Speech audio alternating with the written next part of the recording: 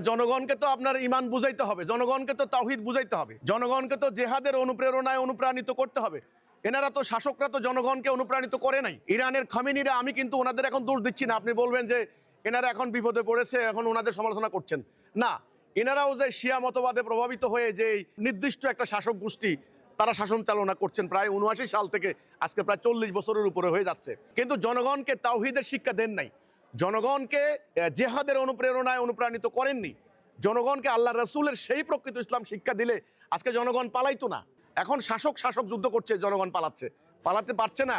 আজকে পর্যন্ত খবর আছে প্রায় ১৫০০ ইরানি মুসলমান মারা গিয়েছে, পালাইতে পারছে না। তো এজন্যে আমার কথা হলো, জনগণকেও, শাসকের উচিত হবে জনগণকেও ইসলামের প্রকৃত আদর্শ, ইসলামের ঐক্য, ইসলামের চেতনা, জান প্রাণ দিয়ে জেহাদ করা যে ফরজ প্রত্যেকটা মুসলমানের উপরে, এটা ওদেরকে শিক্ষা দিতে হবে।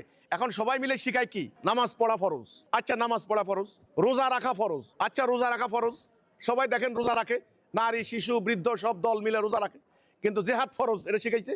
শিখায় নাই। কেতাল ফরজ এটা শিখাইছে? শিখায় নাই, এটা শিখায় নাই। মিসওয়াক রাখা সুন্নত এটা শিখাইছে না?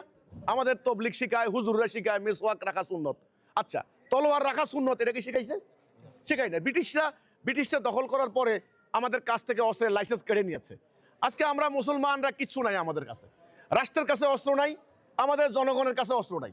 তো আমরা তো এখন অসহায়, আমরা তো এখন নিরস্ত্র রাষ্ট্র, নিরস্ত্র জনগণ। এখন রাষ্ট্র কিভাবে অস্ত্র বানাবে বলেন?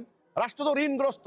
ছোট্ট বাংলাদেশ ২১ লক্ষ কোটি টাকা ঋণ করে দিয়েছে এই যে দাপ্পাবাজের রাজনীতি, সুদভিত্তিক অর্থনীতি। কাজেই আমার কথা হলো ভাই, শুধু একটা ব্যাপার নিয়ে কথা বললে হবে না। এখানে মাল্টিফাংশনাল ব্যাপার আছে, এখানে বহু আপনার হলো ফ্যাক্টর আছে কাজ করতেছে। আগে জনগণকে ঈমান বুঝাইতে হবে, জনগণকে বলতে হবে নামাজ যেমন ফরজ, রোজা যেমন ফরজ, জেহাদ করা ফরজ।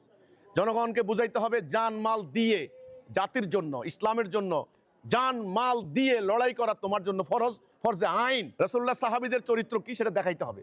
তখন জনগণ স্ত্রী স্বামীকে নিয়ে জিহাদের ময়দানে যাবে, বাপ বেটাকে নিয়ে যাবে। ওকে, তখন জনগণ দেখবেন শিক্ষক তাদের স্টুডেন্টকে নিয়ে চলে যাবে, ভাই ভাইকে নিয়ে চলে যাবে। হাঁস মুরগি গবাদি পশু থেকে শুরু করে কোনো কিছু বাদ থাকবে না, সব কিছু বিক্রি করে দিয়ে তারা আল্লাহর রাস্তায় সংগ্রাম করবে, রাষ্ট্রকে সহযোগিতা করবে। কাজে জনগণকে যদি আপনি ইসলামের আসল স্পিরিট, আসল রিয়েল এসেন্স বা রিয়েল টিচিংস অফ ইসলাম যাকে বলা হয়, এটা যদি আপনি না দেন, আপনি যদি লুকাই রাখেন, আপনি যদি হাইড করে রাখেন, হিডেন রাখেন, তাহলে জনগণ কিন্তু মোটিভেটেড হবে না। এইভাবে হামলা হবে, জনগণ পালাবে, সরকারকে দায়ী করবে। এই জন্য আমার কথা হলো, আগে জনগণকে ইসলামের আসল শিক্ষাটা দেওয়ার কোনো বিকল্প নাই।